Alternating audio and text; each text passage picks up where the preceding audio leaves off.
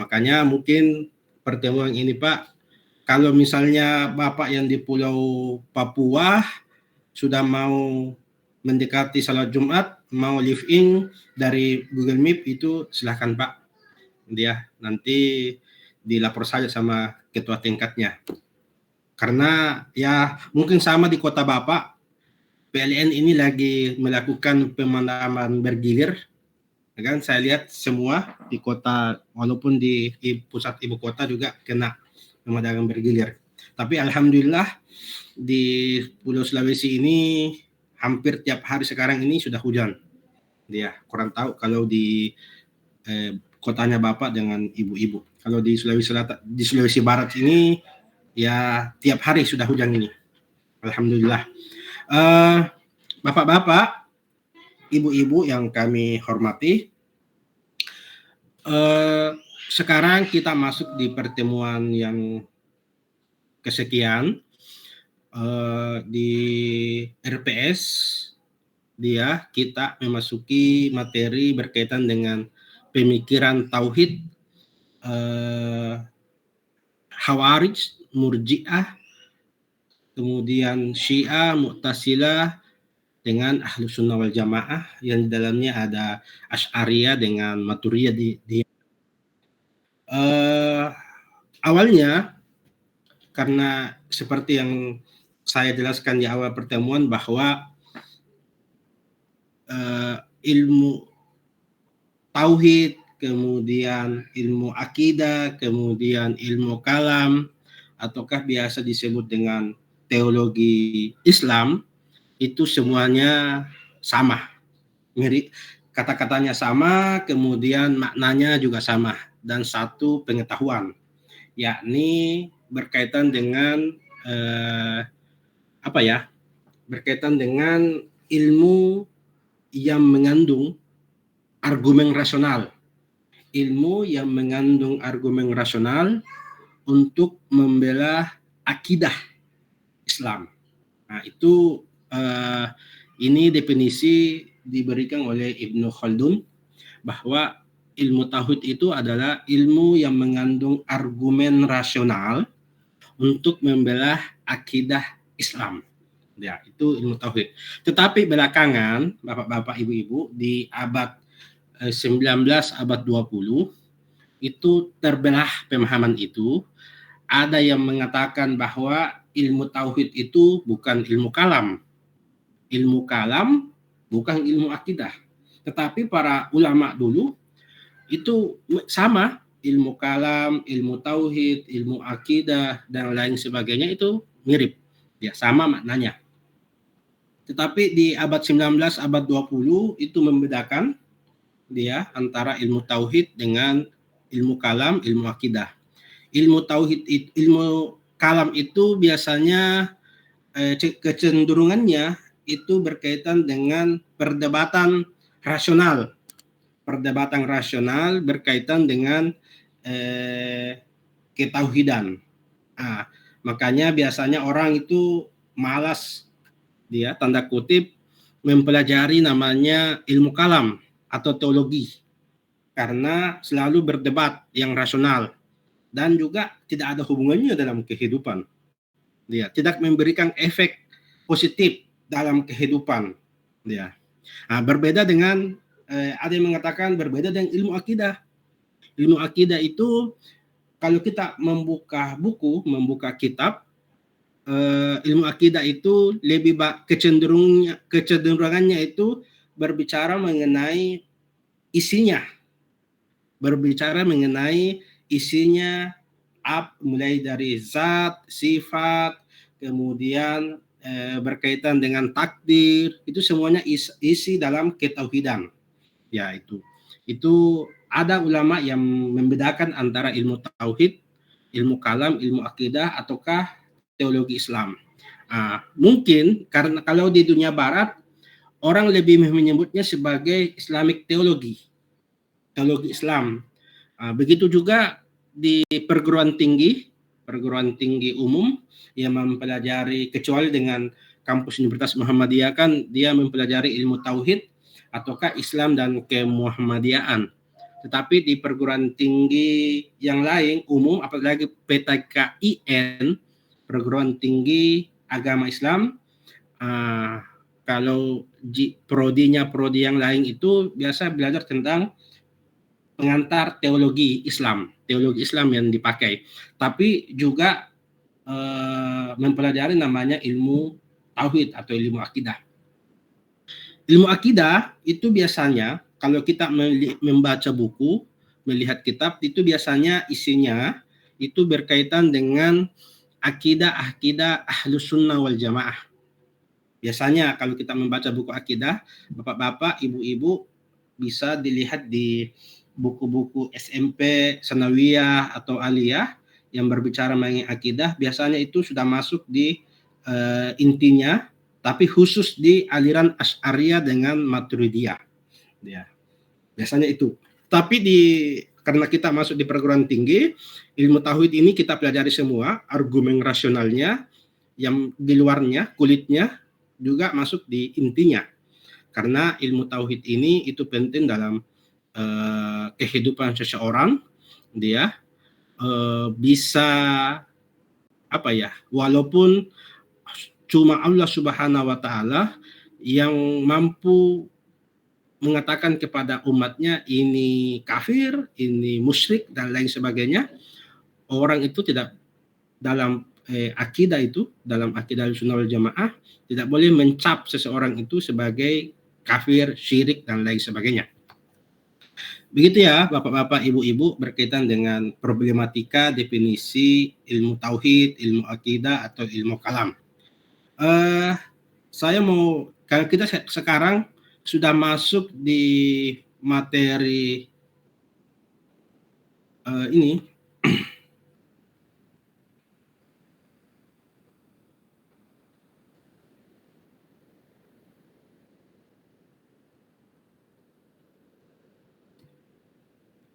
Ini saya kirim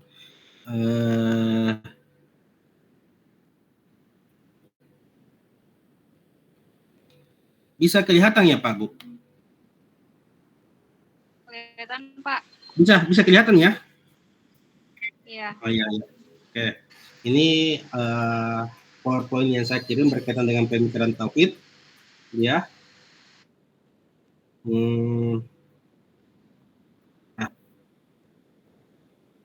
Nah ini tadi pemikiran tauhid ini kita masuk di aliran-aliran bahwa karena kita berbaca ilmu tauhid berarti kita masuk dulu di bagian argumen rasionalnya.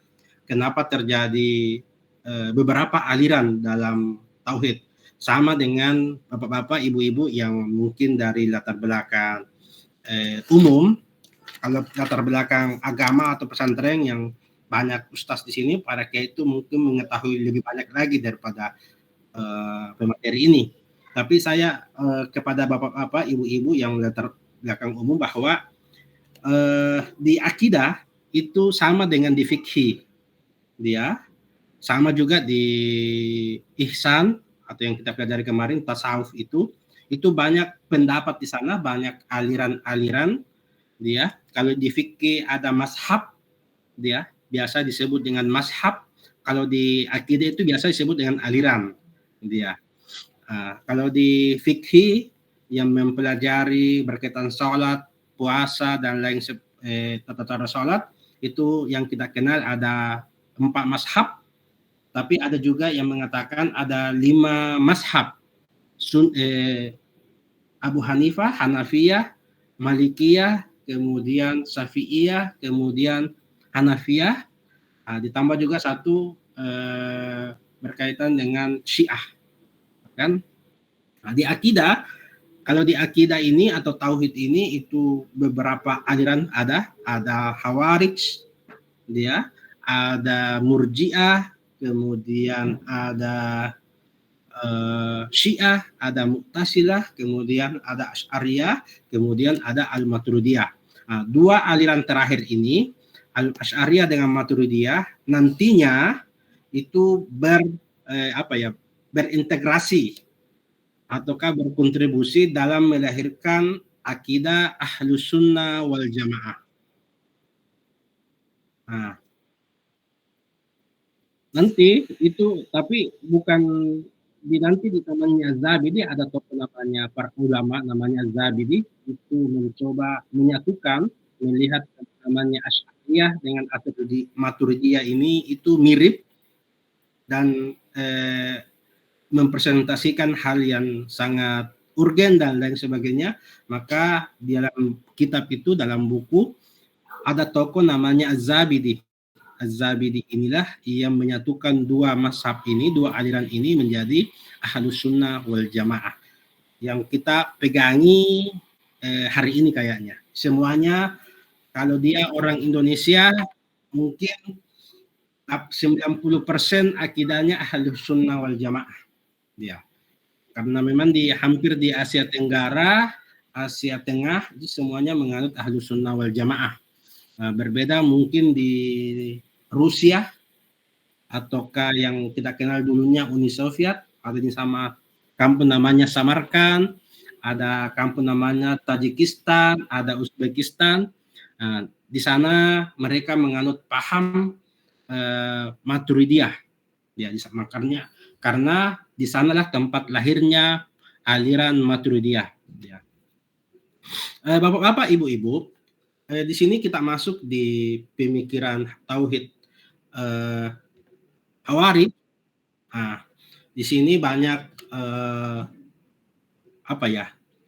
ada beberapa tokoh. Saya mengutip Al-Rasyastani karena dia ini adalah yang yang mengumpulkan pemikiran-pemikiran aliran dalam Islam. Dalam bukunya itu Al-Mihal, dia mencoba merangkum semua isi pemikiran itu, kemudian disatukan dalam satu kitab. Dan bagi penggemar atau para ustaz, para mubalik yang suka membaca buku-buku tauhid, pasti mengenal tokoh namanya Al-Shahrastani. Di sini tauhid Khawarij itu yang saya dapatkan, yang itu dari hasil pencarian saya, bahwa Khawarij ini adalah golongan yang rata-rata orang Arab Badui, Arab pegunungan. Dia di sana dikatakan bahwa yang namanya orang Arab Badui itu jauh, ya tanda kutip lah bapak-bapak ibu-ibu, jauh dari ilmu pengetahuan. Pemikirannya itu sangat literal ataukah literate. Nanti kita bisa lihat pemikirannya bahwa ketika ada ayat dalam Al-Quran dikatakan sebagai yadullah, maka dia mengartikannya secara literal bahwa tangannya Allah, dia tidak dikontekstualisasikan. Ya, seperti dengan pemahaman sekarang di Ahlus Sunnah wal Jamaah, kalau maknanya yadullah atau tangan Allah, kita tidak artikan sebagai tangan Allah, tapi bisa diartikan sebagai kekuasaannya Allah, ataukah sebagai memang Allah Subhanahu wa Ta'ala. Tidak bisa dibayangkan bagaimana tangannya Allah Subhanahu wa Ta'ala. Tetapi golongan Khawarij ini itu menerjemahkan secara literal, tekstual ayat-ayat dalam Al-Quran. Kata-kata yadullah, contoh kan, itu tangannya Allah dia. Nah, bapak-bapak, ibu-ibu yang kami hormati, nah inilah pemikiran tauhidnya Khawarij. Karena Khawarij ini dia adalah golongan yang keluar dari kubu barisannya Ali bin Abi Thalib. Dia Khawarij ini adalah aliran yang tidak sepakat dengan kesepakatan yang dibuat Ali bin Abi Thalib dengan Muawiyah bin Abi Sufyan. Ya. Sehingga dia yang keluar dari barisan Ali bin Abi Thalib. Barisan Ali bin Abi Thalib yang setia kepada Ali bin Abi Thalib yang di kemudian hari menjadi aliran Syiah yang dikenal hari ini. Itu adalah barisan setianya. Makanya ketika orang Syiah ditanya apa itu Syiah, Syiah itu diartikan sebagai pengikut yang setia. Syiah itu kan dalam bahasa Arab artinya kelompok, tapi berbeda dengan jam'iyah atau makna kelompok yang lain. Syiah itu diartikan sebagai pengikut yang setia. Maka Syiah yang sekarang itu adalah diartikan sebagai pengikut yang setia kepada Ali bin Abi Thalib. Walaupun di kemudian hari kalau kita lihat mau di Indonesia atau di seluruh dunia Islam itu Syiah itu berkelompok-kelompok. Dia juga punya sekte-sekte. Dia. Lanjut, ini saya katakan bahwa seperti yang tadi saya katakan berkaitan dengan munculnya aliran Syiah. Yang paling fenomenal pemikirannya Khawarij itu bahwa karena ini adalah persoalan dulunya itu di bapak-bapak, ibu-ibu yang kita tahu bahwa persoalan akidah dulu itu nanti masuk kaitan politiknya itu ketika Utsman bin Affan terbunuh. Utsman bin Affan itu terbunuh dalam sejarah Bu ya, Bapak-bapak, bahwa ketika Khalifah Utsman bin Affan itu terbunuh, itu sudah mulai goyang umat Islam, dirundung karena banyaknya faksi-faksi, banyaknya golongan-golongan. Karena kita tahu Pak, Bu, kenapa muncul faksi-faksi? Karena kita bayangkan umat Islam ini bukan zaman sekarang. Kita coba bayangkan jauh ke depan, jauh ke belakang, bahwa umat Islam itu masih dalam masyarakat suku. Nah, sekarang ini kan masyarakat modern, individu ya individu, bukan? Walaupun kita berkeluarga, kan? Walaupun kita berkeluarga, misalnya ada bapak, ada ibu, ada anaknya dan lain sebagainya, tapi bisa jadi di era sekarang itu pemikiran bapak dengan orang tua itu berbeda. Ini contoh kecil. Tetapi dulu pada masa Nabi Muhammad SAW, khususnya di masa Khalifah Utsman bin Affan, ataukah masanya Ali bin Abi Thalib, masyarakat Arab pada waktu itu masyarakat suku. Kita tahu masyarakat suku bahwa yang diikuti adalah pemimpinnya yang diikuti. Karena disitulah sumber politik, sumber ekonomi, dan orang yang tidak mau mengikuti pimpin sukunya dianggap keluar. Ya, nah itu makanya muncul kecenderungan berbagai aliran-aliran ini yang diikuti dengan aliran-aliran suku. Dia ada faksi-faksi suku. Ya, makanya kaum Khawarij ini kalau kita melihat semuanya adalah orang-orang Arab Badui. Ya.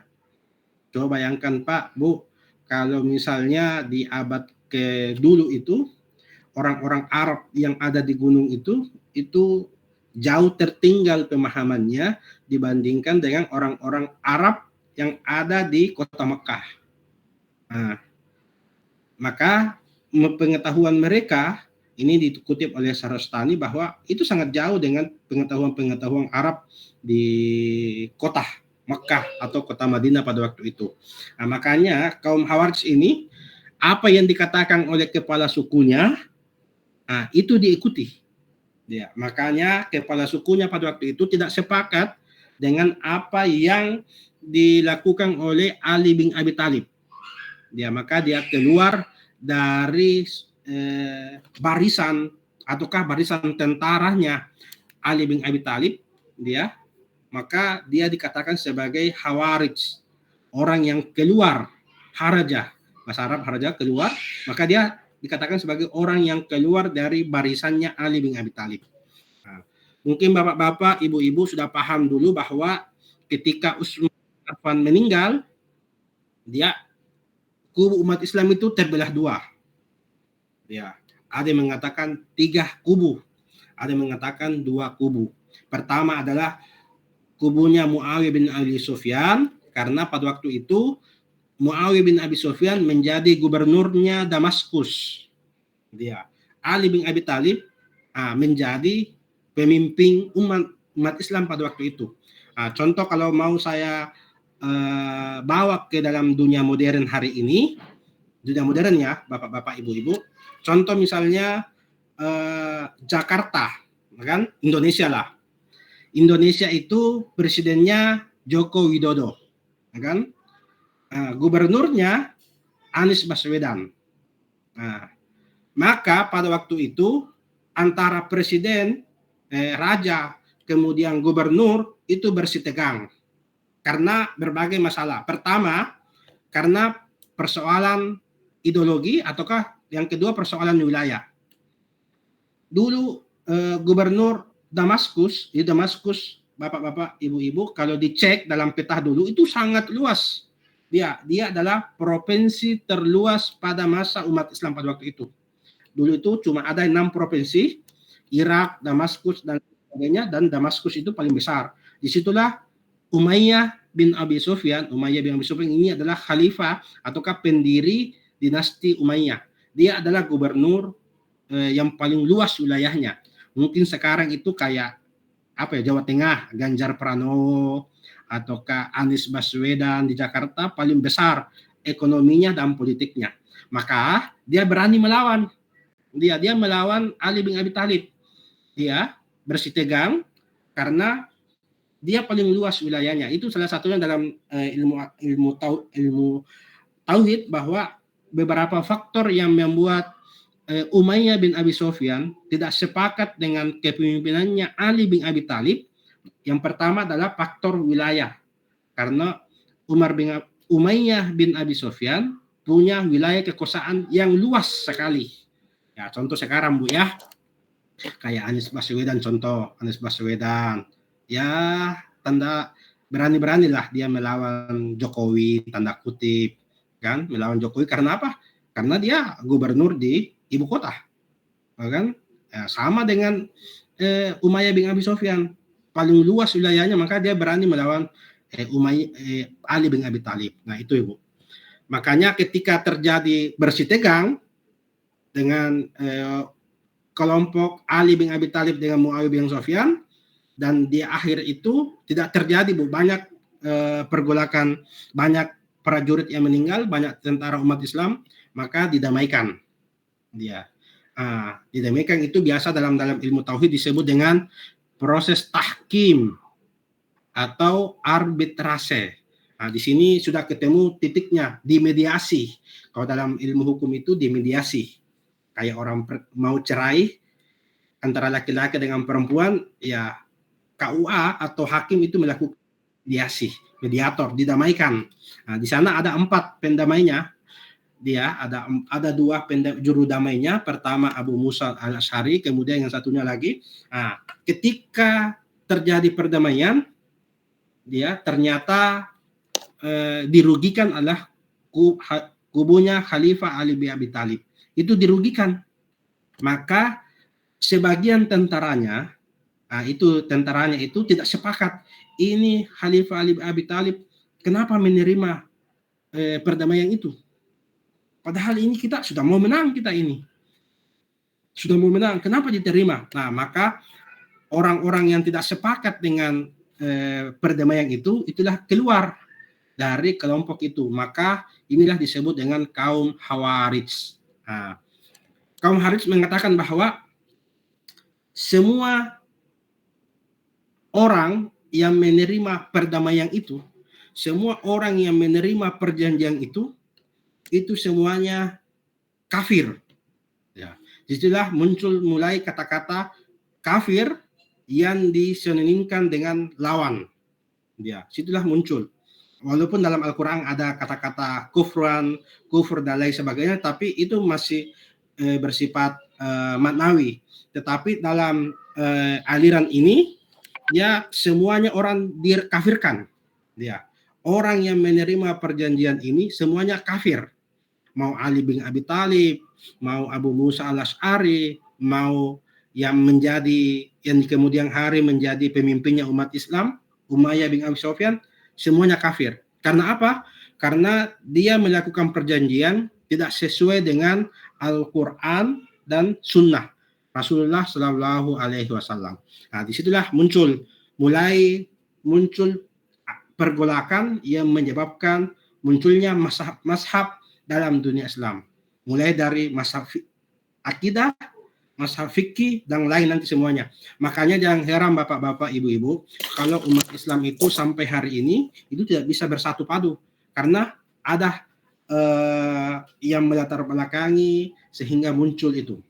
Nah itulah, tetapi bedanya agama Islam dengan Kristen, Pak, Bu. Kalau agama Kristen, dia tidak sepakat dengan dia tidak sepakat dengan pemikiran tauhidnya yang lain, dia membuat Kristen tersendiri. Makanya jangan heran Pak, Bu, banyak sekali agama-agama Kristen di luar Protestan. Ada Katolik, ada Advent, ada Pantekosta, dan lain sebagainya. Nah, kalau tidak sepakat dengan pemahaman itu, bikin lagi agama Kristen yang lain. Kalau di Indonesia, di Islam itu tidak begitu. Dia hanya membuat mazhab atau aliran saja. Dia. Kalau contoh misalnya paling simpel, kalau dalam sebuah tempat beribadah, masjid, kan bapak-bapak, ibu-ibu, kalau mau Khawarij, mau Syiah, mau Sunni, mau Asy'ariyah, kalau masuk waktu sholat, semua sholat di masjid. Dia satu tempat dia. Tetapi kalau di Kristen tidak bisa. Kalau Pantekosta tidak boleh masuk di Kristennya Protestan. Kalau Protestan tidak boleh ikut beribadah di gereja Katolik. Maka jangan heranlah dalam satu tempat kecamatan atau desa itu banyak sekali gereja berbeda-beda dengan umat Islam yang semuanya bisa masuk di dalam satu masjid. Tapi kalau Kristen ini tidak bisa. Dia harus beribadah kalau dia Kristen Protestan ya gereja Protestan, di Katolik ya gereja Katolik, di Advent ya Advent, kemudian di Pantekosta ya harus di Pantekosta, tidak boleh di ini campur aduk. Nah, itu bapak-bapak, ibu-ibu. Inilah tadi yang saya bilang Khawarij. Disitulah mulai timbul kata kafir, bahwa semua orang yang tidak sepakat dengan perjanjian itu semuanya kafir. Nah, inilah menjadi masalah. Karena semua sahabat Nabi itu dikafirkan. Mau sahabat yang paling mudah, Ali bin Abi Thalib, kaum Khawarij ini Ali bin Abi Thalib dengan berserta keluarganya kafir. Yang dianggap orang beriman, yang dianggap mukmin itu hanya orang-orang yang Khawarij itu saja. Nah, itulah problem umat Islam pada waktu. Makanya sekarang ini bapak-bapak, ibu-ibu, para ilmuwan, para cendekiawan, para ulama, kalau ada umat Islam yang melakukan, yang berkata bahwa semua umat Islam ini adalah kafir dan melakukan pengeboman ataukah melakukan tindak kekerasan, maka itu bisa disebut dengan Khawarij modern. Itu Khawarij modern karena hanya dia yang beriman. Semua orang itu dianggap kafir sehingga berhak dibom, berhak dibunuh, berhak diadili dan lain sebagainya. Karena menganggap dirinya hanya dia yang suci, kemudian hanya dia yang beriman kepada Allah Subhanahu wa taala dan hanya dia yang bisa hidup di dunia ini. Nah, itulah pemikirannya Khawarij. Mudah-mudahan kita terhindar dari pemikiran Khawarij ini, tidak menganggap diri kita suci, tidak menganggap hanya kita yang beriman, tapi orang di luar sana itu semuanya kafir, syirik, tidak akan masuk neraka semua. Maka itulah munculnya nanti bapak-bapak, ibu-ibu. Kemudian Khawarij ini dibantah, ada golongan yang membantah dia, ya otomatis yang membantah siapa? Dia ada muncul golongan namanya ini. Ini dulu Syiah. Syiah ini yang tadi saya bilang dia adalah pengikut setianya Ali bin Abi Thalib. Tadi saya bilang kan bahwa ada dua kubu dalam kubunya Ali, yang satu tidak sepakat dengan perjanjiannya Ali, yang kedua ada yang tetap sepakat apapun yang dikatakan oleh Ali bin Abi Thalib kami sepakati. Nah, itu disebut dengan Syiah, pengikut setianya Ali bin Abi Thalib. Kalau menurut pendapatnya bahwa Syiah itu menganggap bahwa kami ini dicurangi dalam perjanjian itu. Kami ini dicurangi. Maka dari itu kubunya Umayyah bin Abi Sufyan, dengan berserta tentaranya dan berserta orang yang pro kepada dia itu mencurangi sahabat Nabi Muhammad SAW, mencurangi menantu Rasulullah SAW. Makanya kami tidak sepakat. Makanya jangan heran bapak-bapak, ibu-ibu, disinilah munculnya golongan Islam. Yang tadi saya bilang ada Sunni, ada Syiah. Kelompok Ali bin Abi Thalib yang setia kepada Ali bin Abi Thalib itu sampai hari ini itu masuk kategori Syiah. Syiah ini di dunia banyak, di Indonesia ada sebagian, kemudian di Iran itu full di sana, tapi ada juga Sunni sebagian, tetapi hampir 95% itu Syiah. Kemudian Irak ada, kemudian di Arab Saudi ada, Bu. Sepengetahuan saya di Arab Saudi juga ada Syiah, tapi tidak banyak. Yang banyak itu Sunni. Kemudian Yaman ada, Yordania ada. Tapi jika dipresentasikan di umat Islam, yang mana lebih besar antara Sunni dengan Syiah, itu Syiah itu 35%, Sunni itu 55%. Selebihnya itu masih ada nanti di belakang dia golongan-golongan yang lain dia ada. Makanya yang mayoritas itu, Bu, tetap Sunni. Dalam Sunni pun yang mayoritas dia kalau dalam fikih itu Syafi'iyah dia. Kalau dalam Sunni itu dalam umat Islam di seluruh dunia itu yang paling banyak itu 55% sampai 60% itu Sunni. Syiah itu hanya sedikit, hanya ada di beberapa wilayah. Dia di Iran. Ini sekarang yang lagi berperang, dia ada sebagian kita tahulah ada, kalau di yang sekarang perang ada Hizbullah, ada Houthi. Itu semua bisa diindikasikan dia adalah Syiah yang didukung oleh Iran. Dia dalam membantu Hamas menyerang Israel, kan begitu. Ini Hizbullah, kemudian Houthi, dia itu adalah kecenderungannya ke Syiah. Makanya mereka saling membantu, disponsori oleh Iran yang juga Syiah mayoritas. Bapak-bapak, ibu-ibu, itulah tadi Syiah, kelompok atau barisan pencintanya Ali bin Abi Thalib. Tapi nanti di kemudian hari itu berkembang, ada Syiah Sabi'iyah 7, ada Syiah Isna Asyariyah 12. Ini nanti bapak-bapak, ibu bisa membaca tersendiri tentang itu.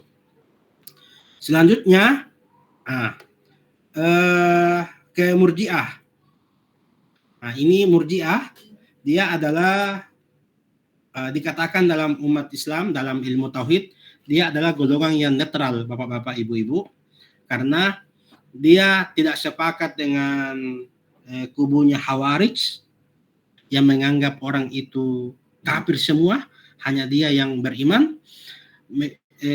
Tidak sepakat dengan kubunya Syiah yang menyalahkan kubunya Muawiyah bin Abi Sufyan bahwa dia telah melecehkan, dia telah mendiskriminasi, ataukah dalam tanda kutip dia telah menipu Khalifah Ali bin Abi Thalib beserta tentaranya sehingga dikalahkan dalam perjanjian itu. Ini Murji'ah. Murji'ah itu dia pemikirannya agak netral, bapak-bapak, ibu-ibu. Dia mengatakan bahwa apa yang dikatakan oleh Murji'ah itu salah. Dia mengatakan bahwa orang kubunya Muawiyah bin Abi Sufyan itu beriman, kubunya Ali bin Abi Thalib itu beriman, kubunya juga Khawarij itu beriman semua. Itulah Murji'ah. Murji'ah mengatakan semuanya orang beriman.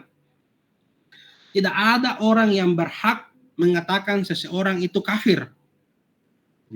Itu Murji'ah. Murji'ah mengatakan semuanya dalam dunia ini orang semua beriman. Tidak boleh seorang pun mengatakan bahwa kamu telah keluar dari jalan Allah Subhanahu wa taala, kamu telah kafir. Yang menentukan kamu kafir atau tidak itu bukan manusia. Siapa? Ya Allah Subhanahu wa taala. Allah Subhanahu wa taala yang menentukan kafir atau tidaknya seseorang. Tunggu dulu ya Bapak. Bapak ada tamu, tunggu.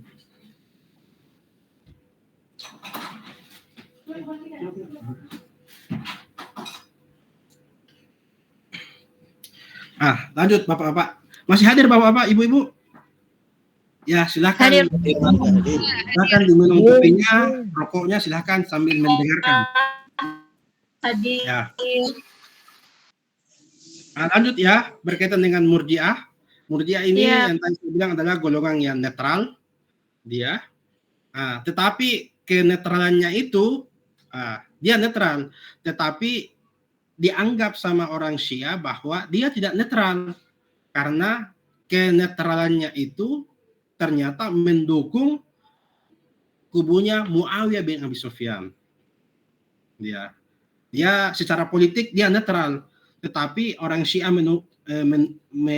menuding bahwa ya kamu netral memang, tetapi kenetralanmu itu merugikan Syiah, tetapi menguntungkan kubunya Muawiyah bin Abi Sufyan. Dilema juga Murji'ah. Secara politik dia dilema juga. Mau netral, kita dikatakan merugikan Syiah. Mau netral, ujung-ujungnya mendukung Murji'ah. Tapi banyak juga pendapat yang mengatakan bahwa kebanyakan golongan yang Murji'ah itu ada di kubunya Muawiyah bin Abi Sufyan. Ada di kubunya Muawiyah bin Abi Sufyan. Pemikirannya Murji'ah itu bahwa tidak boleh ada orang mengkafirkan seseorang. Dia tidak ada. Nanti Allah sendiri yang menjudge kita di akhirat. Kalau memang kita kafir, ya dia masukkan ke nerakanya. Kalau kita beriman, ya kita masuk di surga. Makanya Murji'ah itu berasal dari kata arja'ah. Dia nanti dibelakang atau berharapan. Dia artinya pengharapan itu bapak-bapak, ibu-ibu, bahwa silahkan berbuat, ini pedomannya Murji'ah, bahwa silahkan berbuat baik, ya silahkan berbuat baik, nanti ada harapan, ada sikap optimis yang diberikan oleh Allah Subhanahu wa taala, kita dimasukkan surganya atau di nerakanya. Selama itu kita berbuat baik, maka besar harapan kita dimasukkan Allah Subhanahu wa taala dalam surganya. Inilah Murji'ah. Dia bahwa dia secara politik yang tidak bisa dilepaskan, dia tengah-tengah, dengan pemikirannya juga agak tengah-tengah dia agak tengah-tengah pemikirannya, karena dia mengatakan ini Khawarij salah karena mengkafirkan orang semua. Seharusnya persoalan kafir dengan tidak kafir itu bukan urusan manusia, tapi urusannya Sang Khalik, Tuhan Allah Subhanahu wa taala. Terserah dari dia apakah mau memasukkan kita dalam surganya ataukah dalam nerakanya. Itu bapak-bapak, ibu-ibu, Murji'ah. Lanjut.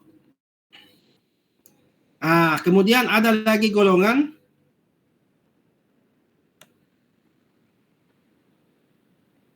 Mu'tazilah. Dia ini Mu'tazilah.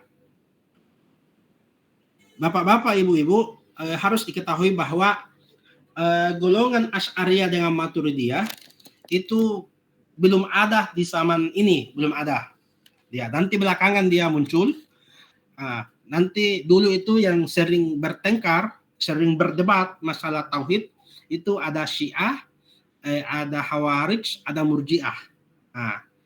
Nanti di kemudian coba bayangkan bapak-bapak, Mu'tazilah itu muncul di masa dinasti Abbasiyah. Dia muncul menjadi sebuah majelis taklim, mungkin tanda kutip sebagai majelis taklim atau kelompok pengajian itu di masa Daulah Umayyah akhir. Ya, di masa Daulah Umayyah akhir itu muncul Mu'tazilah sebagai lembaga diskusi, mungkinlah seperti pengajian atau majelis taklim. Tetapi sebagai organisasi dia nanti muncul di zaman Daulah Abbasiyah. Dia coba bayangkan begitu jauhnya itu, kita bayangkan masuk ke dalam ranah itu, ruang itu, bahwa pergolakan itu saling istilahnya ya saling kritik mengkritik karena untuk memperbaiki pemikiran akidah. Sama juga dalam fikih, kan? Dulu itu ada berapa mazhab, tapi yang hari ini yang stabil, yang yang menjadi representasi mazhab fikih itu cuma 4, 5 dengan Syiah. Kan dulunya banyak ulama yang mengeluarkan fatwa, banyak ulama yang mengeluarkan pendapat, banyak juga yang mengikuti pendapatnya, tapi dari zaman ke zaman berkaitan dengan tuntutan zaman hanya 4 mazhab yang bertahan hingga hari ini. Nah, begitu juga nanti dalam dunia akidah yang bertahan itu cuma 3. Ada 3 yang bertahan, Murji'ah yang bertahan, kemudian Asy'ariyah Maturidiyah atau Ahlus Sunnah wal Jamaah, yang ketiga Syiah. Nah, sekarang itu bapak-bapak, ibu-ibu, Murji'ah sekelompok orang yang mengakui pemikiran tauhidnya Murji'ah itu masih hidup. Kita bisa periksa negara Oman. Bapak bisa lihat di internet, cari Google di mana itu negara Oman. Negara Oman di sana tidak ada Ahlus Sunnah wal Jamaah. Karena mayoritasnya di sana pengikut tauhidnya, pengikut akidahnya itu Murji'ah di negara Oman. Ya, hanya sepengetahuan saya hanya baru 1 negara. Itu pun tapi dia mayoritas di sana. Dia negara Oman itu Murji'ah. Makanya dia disebut sebagai Murji'ah moderat dia. Kalau Khawarij sudah tidak ada, Murji'ah masih ada, Syiah masih ada juga. Ahlus Sunnah wal Jamaah ya lebih besar di dunia Islam. Nah, sekarang Mu'tazilah juga sudah tidak ada. Mu'tazilah tidak ada, tetapi dalam yang namanya pengetahuan, Bu, yang bapak-bapak, pemikiran itu tidak bisa dimatikan. Dia memang orang yang menganut pemikiran itu bisa dibunuh, bisa meninggal, tetapi namanya pemikiran tidak bisa. Nah, begitu juga Khawarij. Khawarij itu semua pengikutnya sudah tidak ada, tetapi pemikirannya Khawarij itu tetap ada. Sama dengan Mu'tazilah. Mu'tazilah tidak ada, sudah tidak ada. Tidak ada yang hari ini yang saya lihat mengaku sebagai Mu'tazilah, tidak ada. Tetapi pemikiran-pemikirannya, akidahnya Mu'tazilah itu banyak dipakai. Ya, karena Mu'tazilah ini adalah pemikirannya sangat rasional. Ya, karena sesuai zamannya, bapak-bapak, ibu-ibu, yang membuat Mu'tazilah itu rasional karena pertama zamannya, dia muncul di zaman dinasti Abbasiyah. Kita lihat di dinasti Abbasiyah muncul namanya para pemimpin pada waktu itu, Al-Mu'tasim, kemudian Al-Watsid, kemudian Al-Ma'mun. Dalam sejarah bapak-bapak, ibu-ibu, dia adalah orang yang pertama menerjemahkan buku-buku filsafat dalam dunia Islam. Makanya dalam dinasti Abbasiyah itu banyak sekali ilmuwan di sana. Banyak sekali filosof di zamannya dinasti 3 khalifah ini, dinasti Abbasiyah. Nah, di situ juga dalam dunia Islam itu dilihat sebagai puncak kejayaannya umat Islam. Nah, di era Mu'tazilah itu tidak bisa dinafikan, di sanalah tingkat kejayaannya umat Islam. Karena banyak buku-buku diterjemahkan dari berbagai daerah, dari Yunani, dari Eropa, diterjemahkan ke dalam bahasa Arab. Nah, disitulah orang namanya dalam sejarah pengetahuan, para ulama, para cendekiawan dihargai dengan sangat mahal. Katanya dalam sejarah itu, kalau ada yang mengajar kitab, itu akan diberikan emas kantong-kantong. Itu memang zamannya daulah dinasti Abbasiyah. Nah, disitulah juga muncul Mu'tazilah.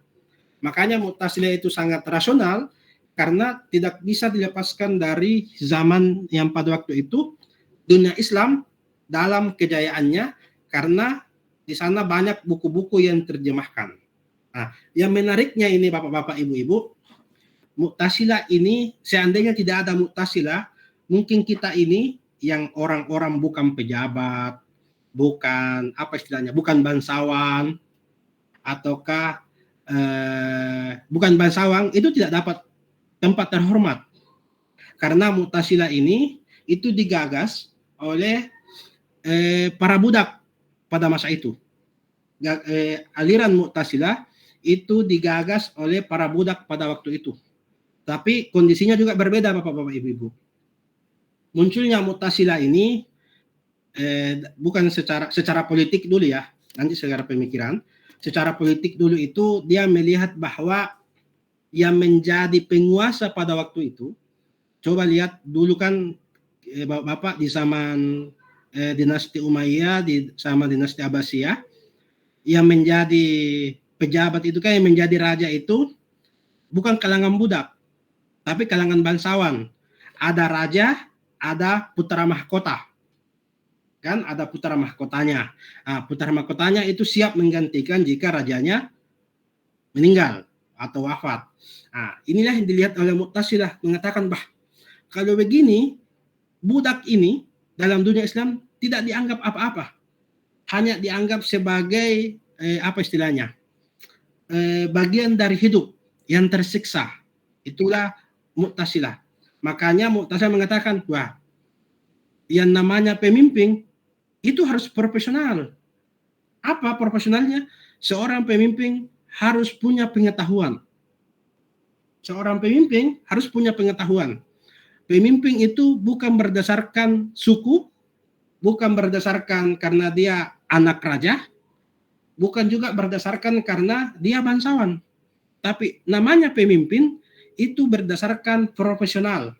Siapa yang mampu, siapa yang cerdas, itulah berhak menjadi pemimpin. Nah, inilah yang diperjuangkan Mu'tazilah Bapak-bapak Ibu-ibu dalam soal politik. Itu perjuangkan bahwa yang menjadi pemimpin itu bukan bangsawan. Karena kalau bangsawan terus yang menjadi pemimpin, kami ini yang budak tidak dapat bagian apa-apa dalam perpolitikan. Nah, itulah Mu'tazilah. Makanya tokoh Mu'tazilah itu Wasil bin Athah itu adalah budak. Dia, kalau kita lihat itu adalah dia budak, tetapi dia budak tapi dia belajar tentang agama. Tokohnya itu Wasil bin Athah. Dia. Dalam pemikirannya, ini dalam pemikiran tauhidnya, tadi dalam pemikiran politiknya itu memberikan kontribusi dalam dunia Islam bahwa siapa saja di antara kita yang bisa menjadi pemimpin, bukan karena ada garis keturunan, ada garis bangsawan. Tetapi karena profesional. Profesionalnya apa? Karena otak kita bekerja, kita kompeten dalam itu, maka siapa saja berhak menjadi pemimpin. Itulah yang diperjuangkan oleh Mu'tazilah dalam soal politik. Tapi dalam soal pemikiran akidah, dia di tengah-tengah juga.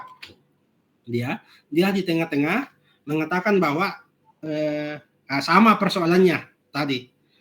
Dia kembali persoalan tauhid. Bagaimana dengan persoalan tahkim yang tadi itu? Apakah Ali bin Abi Thalib itu masuk kategori kafir?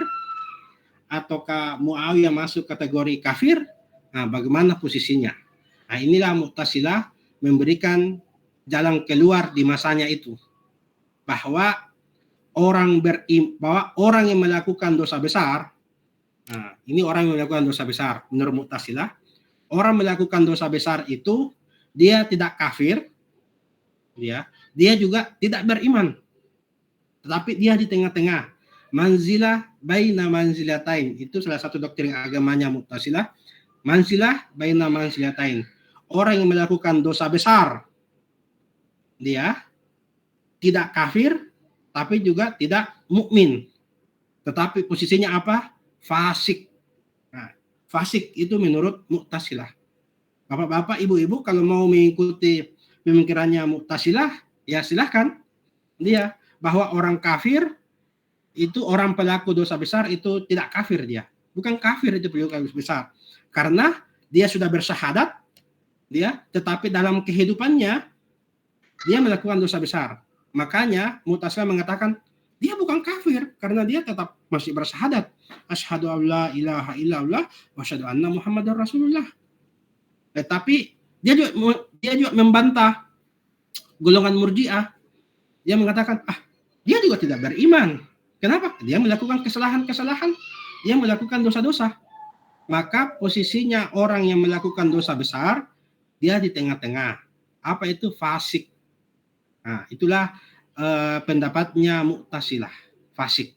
Nah, nanti di belakangan bapak-bapak, ibu-ibu, munculnya Mu'tazilah dikritik lagi oleh aliran berikutnya, namanya Asy'ariyah dengan Maturidiyah.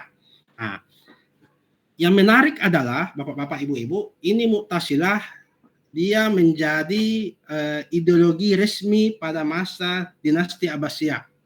Dia hampir mungkin 10 tahun, 20 tahun, 30 tahun dia menjadi ideologi resminya dinasti Abbasiyah. Makanya itu dikritik habis-habisan dia, sampainya Mu'tazilah itu kebablasan. Dia karena dia mengandalkan akal yang sangat rasional, maka ya dari hari ke hari, dari waktu ke waktu dia lebih masuk bahwa Mu'tazilah mengatakan bahwa kita ini umat Islam hanya perlu namanya Al-Quran sebagai sumber pengetahuan. Al-Quran saja. Sunnah tidak bisa, tidak usah kita pakai sunnah. Nabi Muhammad itu manusia biasa saja. Itu Mu'tazilah. Makanya Mu'tazilah itu masuk dalam kategori ateis. Dia banyak ulama mengatakan dia ateis, itu Mu'tazilah. Ateis karena dia anti sunnah. Kan? Apa istilahnya? Ingkarus sunnah. Dia hanya percaya kepada Al-Quran sebagai sumber otoritatif pengetahuan umat Islam, tetapi sunnah, dia anti sunnah, ingkar sunnah dia. Nah, itulah karena dia ingkar sunnah, maka dalam Islam itu disebut dengan ateis. Nah, bapak-bapak, ibu-ibu, dalam ilmu tauhid itu ada juga namanya ateis. Nah, tapi ateis dalam Islam itu berbeda dengan ateisme dalam agama lain. Kalau ateis dalam agama lain itu tidak percaya Tuhan, tidak percaya kepada pembawanya. Dia sangat mengandalkan rasional. Tapi dalam Islam, Islam itu dia percaya kepada Allah Subhanahu wa taala, dia percaya yakin kepada Allah Subhanahu wa taala sebagai sang pencipta, tetapi dia menafikan Nabi Muhammad SAW sebagai pembawa risalah. Nah, itu berbedanya antara ateis dalam agama lain dengan agama Islam. Kalau agama Islam dia percaya Tuhan, dia syahadat kepada Tuhan, tapi tidak percaya kepada Nabi Muhammad SAW sebagai pembawa risalah. Dia, bapak-bapak, ibu-ibu. Makanya di kemudian hari, karena Mu'tazilah ini sudah kebablasan, dia sudah masuk dalam kategori ateis, maka muncullah Asy'ariyah. Tapi berbarengan. Karena contoh ya, bapak-bapak, ibu-ibu, saya mau gambarkan di zaman sekarang. Misalnya kita mengasumsikan Asy'ariyah itu sebagai Asy'ariyah dan Maturidiyah sebagai partai, contoh. Mu'tazilah juga sebagai partai. Di Indonesia sekarang ini yang dominan kan yang paling besar ini adalah partai PDIP. Contoh. Ini contoh kecil supaya ibu bisa paham. Tapi partai-partai yang lain kayak yang kecil-kecil itu mulai melakukan kritik-kritik terhadap partai yang dominan. Begitu juga dalam dunia Islam pada waktu itu, Mu'tazilah menjadi organisasi yang dominan karena dia ikut kepada dinasti Abbasiyah. Tapi ada juga kelompok-kelompok diskusi, kelompok-kelompok pengajian taklim yang di luar dari mazhab ini, namanya Asy'ariyah. Tokohnya itu Abu Hasan al-Asy'ari. Ini Asy'ariyah, Abu Hasan al-Asy'ari. Dia. Itu di satu sisi, bapak-bapak, ibu-ibu. Itu munculnya di benua Afrika. Tetapi di sisi lain, di tempat yang lain muncul juga Abu Mansur al-Maturidi. Dia. Ini istilahnya begini, Mu'tazilah itu dikepung. Dalam ilmu politik mungkin disebut dengan desa mengepung kota, bapak-bapak, ibu-ibu. Ini yang di pinggir ini Asy'ariyah, sudut kanan, kemudian sudut kiri ada Abu Mansur al-Maturidi. Dia itu mengepung Mu'tazilah yang berada di kota pemerintahan pada waktu itu. Ya, ini artinya apa? Abu Hasan al-Asy'ari dengan Maturidi itu tidak pernah ketemu, Bapak-bapak. Tidak pernah ada sanad mereka saling mengajar, saling belajar, tidak ada. Tetapi pemikirannya itu mirip. Ya, coba bayangkan Bapak-bapak, Ibu-ibu, tidak pernah ketemu, tetapi pemikirannya itu mirip. Nah, maka para ulama mengatakan memang pada waktu itu Mu'tazilah masa itu sudah kebablasan. Dia sudah kebablasan sehingga orang-orang di sekitar itu mulai melakukan kritik. Nah, kritiknya sama. Kritiknya Abu Hasan al-Asy'ari yang kemudian menjadi aliran Asy'ariyah hari ini, kemudian kritiknya Abu Mansur al-Maturidi menjadi organisasi ataukah mazhab Maturidiyah. Nah, itu sama. Dia mengkritik Mu'tazilah. Nanti yang paling kalau kita berbicara sanad bahwa sanadnya itu Abu Hasan al-Asy'ari Abu Hasan al-Asy'ari, nanti kita bisa melihat sanadnya itu dia Abu Hasan al-Asy'ari dulu, Bapak-bapak, Ibu-ibu, dia adalah penganut Mu'tazilah dulu. Dia ini penganut Mu'tazilah karena tokoh Mu'tazilah itu adalah bapak tirinya, Al-Jubai. Al-Jubai itu menikah dengan mamanya Abu Hasan al-Asy'ari. Maka mau tidak mau sejak kecil Abu Hasan al-Asy'ari itu belajar agama sama Al-Jubai. Tetapi di umur 40 tahun, Bapak-bapak, Ibu-ibu, di umur 40 tahun Abu Hasan al-Asy'ari ini, di sini saya tulis, Abu Hasan al-Asy'ari itu keluar dari Mu'tazilah. Abu Hasan al-Asy'ari itu di umur 40 tahun itu keluar dari Mu'tazilah karena tidak sepakat dengan pemikiran bapaknya sendiri, bapak tirinya. Dia sepakat dengan pemikiran bapak tirinya, kemudian dia keluar karena melihat Mu'tazilah itu sudah keluar dari jalan agama Islam. Nah, disitulah Abu Hasan al-Asy'ari kemudian meninggalkan pemikiran bapaknya, pemikiran Mu'tazilah yang dominan pada waktu itu. Nah, di satu sisi ada juga Abu Mansur al-Maturidi yang keluar tidak sepakat dengan pemikirannya Mu'tazilah. Kalau kita mau melihat sanadnya, Abu Mansur al-Maturidi itu dia belajar ilmu tauhid dia dari sanadnya Abu Hanifah. Ya, Abu Hanifah. Dia. Makanya Maturidiyah itu banyak di bagian India, Pakistan dan lain sebagainya. Dia di Asia Tengah lah. Mungkin sekarang itu Asia Tengah. India, Pakistan, Afghanistan itu banyak penganut Maturidiyah di sana. Dia karena memang wilayah dia mengambil mengambil sanad dari Abu Hanifah. Dia berbeda dengan Asy'ariyah. Kalau kita melihat Asy'ariyah dalam pemikirannya itu dia mengambil pemikiran dari Ahmad bin Hanbal. Dia dalam fikih dia kalau kita membaca bukunya dia itu mengambil pemikiran tauhid dari Ahmad bin Hanbal. Tetapi di kemudian hari banyak juga pemikiran Ahmad bin Hanbal ini terbagi dua. Ada yang arah sanadnya itu ke Abu Hasan al-Asy'ari, nanti di kemudian juga ada masuk ke Ibnu Taimiyah, kemudian Ibnu Qayyim al-Jauziyah, kemudian melahirkan organisasi ataukah mazhab yang lain namanya Wahabisme dan lain sebagainya. Nah, inilah aliran pemikiran tauhid yang ingin saya sampaikan bahwa dulunya di abad keberapa ya, abad 9, 10 itu belum ada, atau abad yang 5, 6 itu belum ada akidah yang mapan.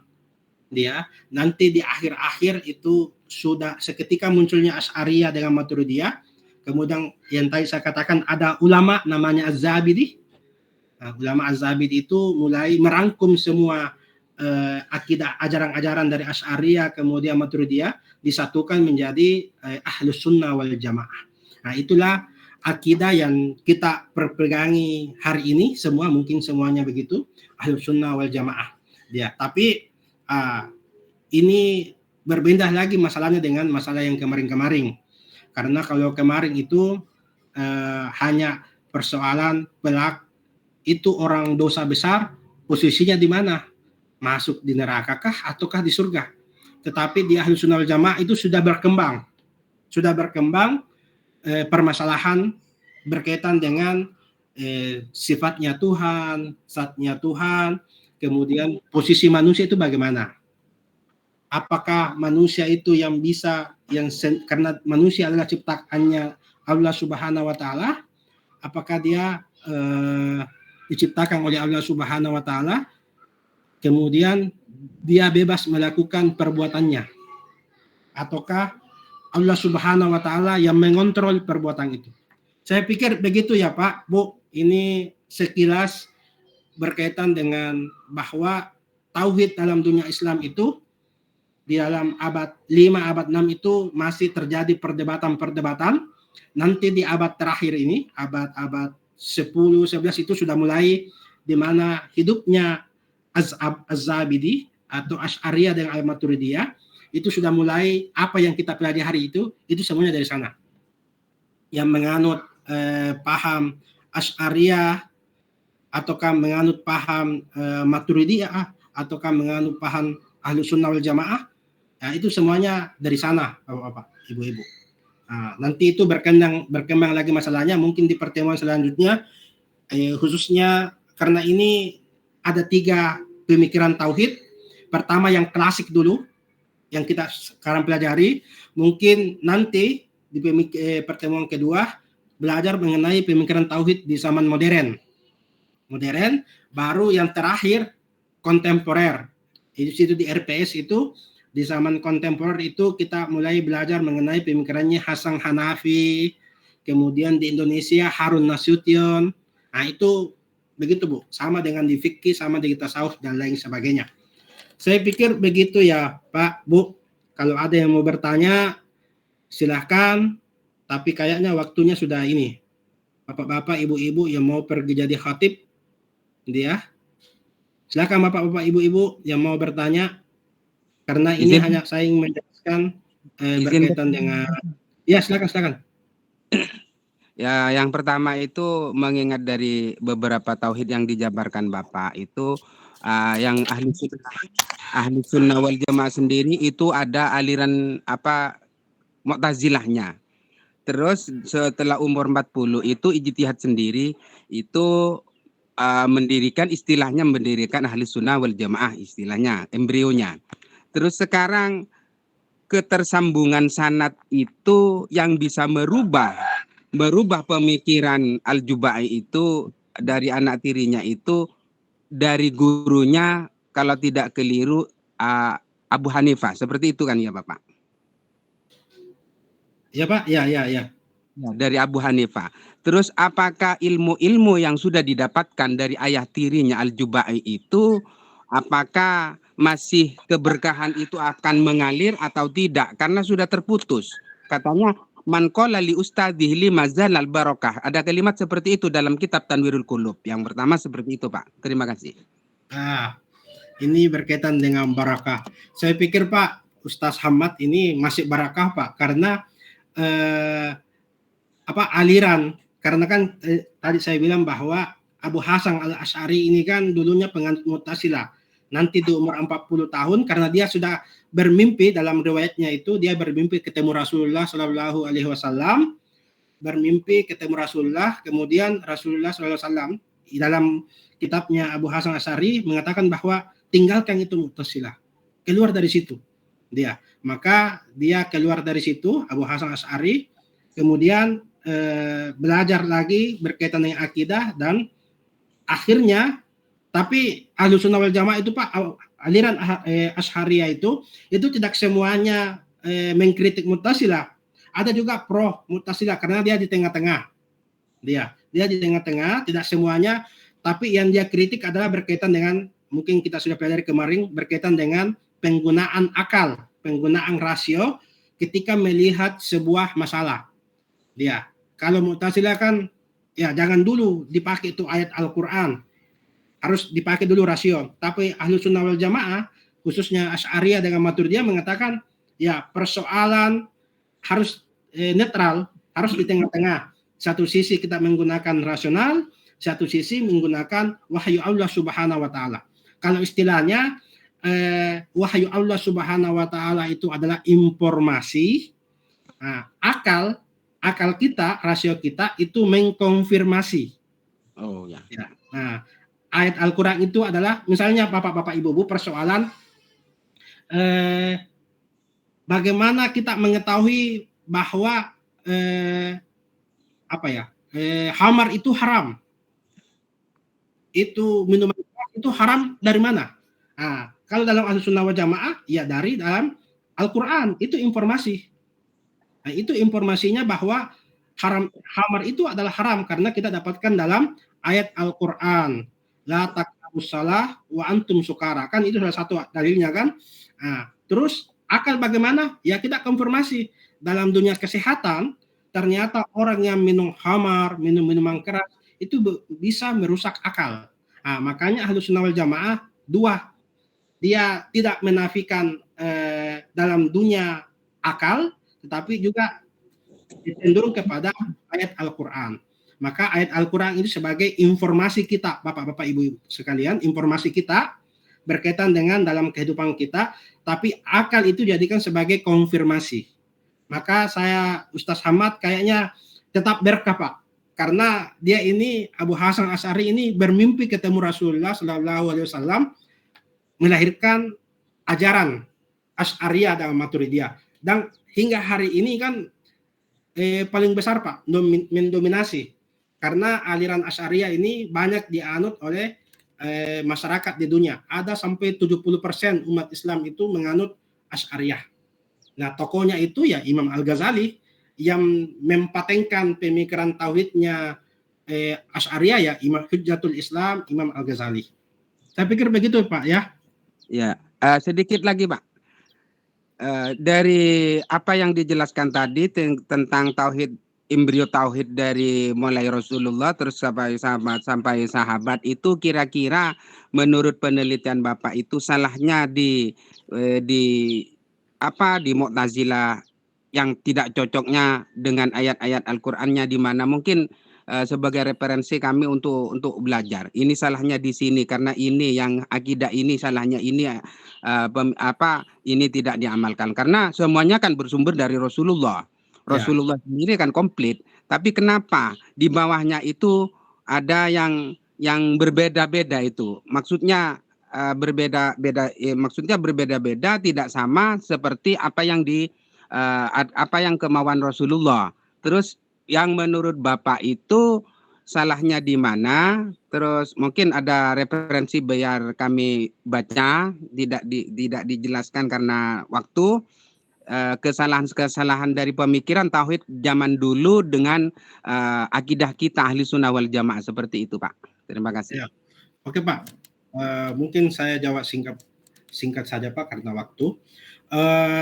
Saya pikir Bapak-bapak Ibu-ibu yang sudah menganut tauhid Ahli Sunnah wal Jamaah itu sudah top. Tidak usah keluar dari sana Pak, karena Ahli Sunnah wal Jamaah itu adalah dua gabungan aliran, Asy'ariyah dengan Maturidiyah, itu sudah kuat dia. Buktinya hari ini itu banyak diikuti oleh umat Islam sedunia. Nah, kemudian Mu'tazilah kalau bagi saya Pak pribadi itu secara akidah itu memberikan yang tadi saya bilang bahwa mengajarkan kita kepada ateis. Karena awalnya Mu'tazilah bagus Pak. Kalau sepengetahuan saya awalnya Mu'tazilah itu sangat bagus, tetapi karena dia sudah lama sekali dengan ada ilmu filsafat, kemudian ada yang lain yang masuk yang menggerogoti Mu'tazilah, kemudian kebablasan Mu'tazilah yang tidak lagi mengakui hadis dan sunnah Rasulullah SAW sebagai petunjuk yang otoritas dalam kehidupan kita. Dia hanya mengandalkan akal. dia. Dia hanya mengandalkan akal saja, akal rasional. Maka bagi saya, ya maka itulah seandainya bagus bapak-bapak ibu-ibu, tidak mungkin Abu Hasan Al-Asy'ari mengkritik dia.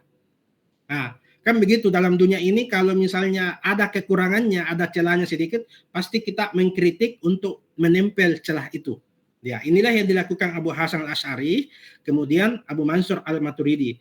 Yang paling yang tadi saya katakan bahwa Abu Hasan Al-Asy'ari dengan Al-Maturidi itu tidak pernah ketemu, tidak pernah berdiskusi, tidak pernah berdialog. Ayo kita kritik Mu'tazilah, tidak pernah. Padahal pemikirannya kalau kita sama, kita baca itu sama pemikirannya, yang mengkritik berkaitan dengan Mu'tazilah, apalagi yang lebih kompleks lagi ini bapak-bapak ibu-ibu, berkaitan dengan dan juga bisa membuat orang syirik berkaitan dengan zat dan sifat. Ya, kalau Mu'tazilah mengatakan ya Tuhan punya zat dan sifat dan lain sebagainya. Ini yang menjadi concernnya nanti, makanya nanti di ilmu tauhid itu kebanyakan ke sana, Pak. Dia dari waktu ke waktu perkembangannya akan ke sana.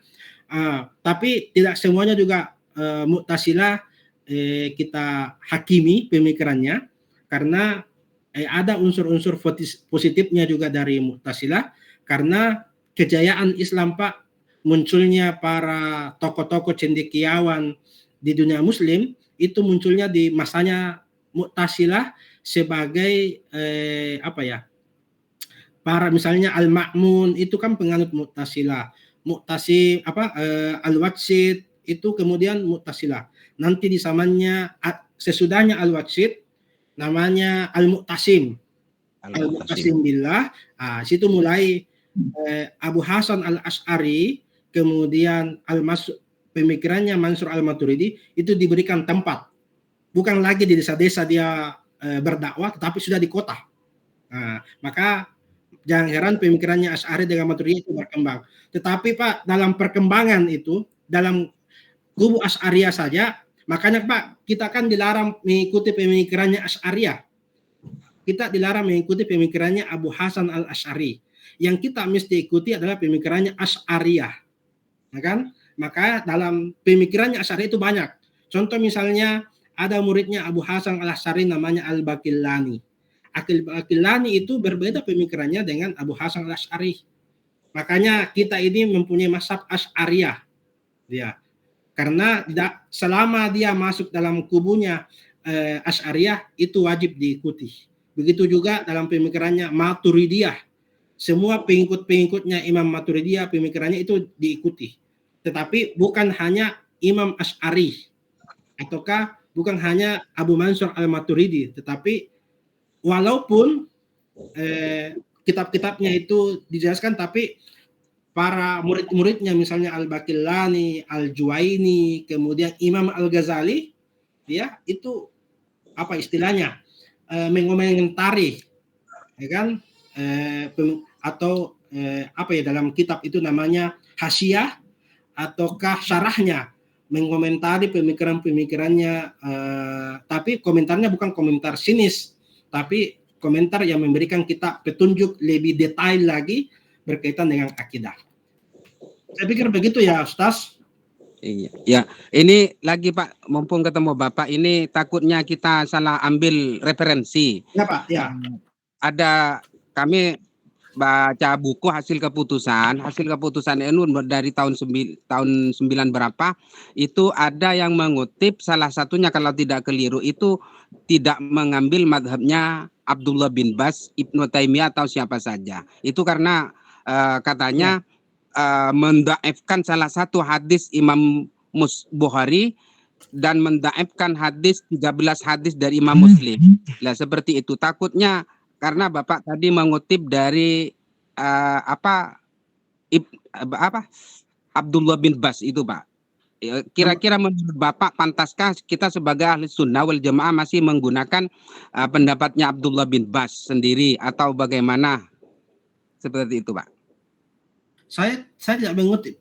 Saya tidak mengutip pendapatnya Abdullah bin Bas. Iya. Kalau dia kan Abdullah bin Bas, kemudian Abu Uzaimin itu kan masuk, dia sanadnya itu dia larinya ke ini, ke Ahmad bin Hambal, tapi versi Ibnu Taimiyah yang sekarang lagi dominan di Arab Saudi, biasa disebut dengan Wahabi, ya kan? Memang kalau di Ahlus Sunnah wal Jamaah, apalagi di Nahdlatul Ulama, itu kita kan memakai 4 mazhab. Fikihnya kan mazhabnya akidah 2, Asy'ariyah dengan Maturidiyah, mazhabnya 4, tapi bagi mereka Abdullah bin Bas itu secara fikih dia hanya mengikuti Ahmad bin Hambal satu saja, makanya agak ketat dia. Kalau di Imam Syafi'i atau Abu Hasan al-Matari bukan ketat, tapi saya mengatakan para ulama itu dia hati-hati. Dia kalau Ahmad bin Hambal dia ketat, kalau Syafi'iyah Imam Syafi'i itu dia ketat, hati-hati dalam melakukan dalam memutuskan suatu perkara. Begitu ya Pak, mungkin besok lah, minggu depan lah kita diskusi lebih lanjut. Ya. Terima kasih. Atau bapak-bapak, ibu-ibu sudah ya, masih ada, jangan sampai belum paham ya, bisa lah. Mungkin minggu depan kita mulai lagi karena pemikiran tauhid di abad modern. Yang terakhir Pak, permohonan mungkin sampai akhir semester, karena Bapak mengajar kami ilmu tauhid, kalau bisa ini kami ditalkin kalimat tauhid biar kami ada kenang-kenangan dari Bapak dan ingat Bapak, seperti itu. Biar kami kedepannya bisa dijadikan tambatan untuk bertauhid kami, biar kuat seperti itu. Iya Pak. Berarti nanti Pak ya, di akhir ya Pak ya. Ya. Insya Allah. Iya Pak. Insya Allah di akhir saya juga mau berguru dengan Ustaz Ahmad ini. Ya Pak ya. Ya Pak ya.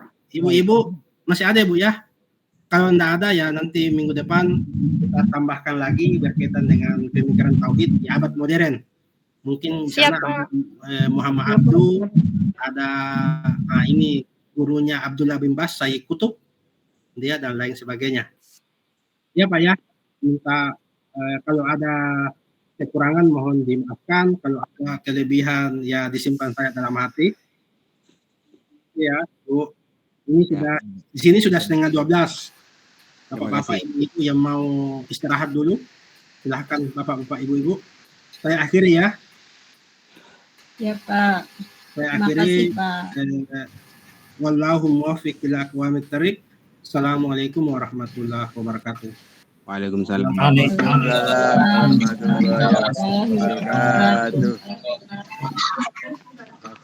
Terima kasih Pak. Maaf Pak, bisa dimuncul dulu di ternyata diminta hasil screen-nya.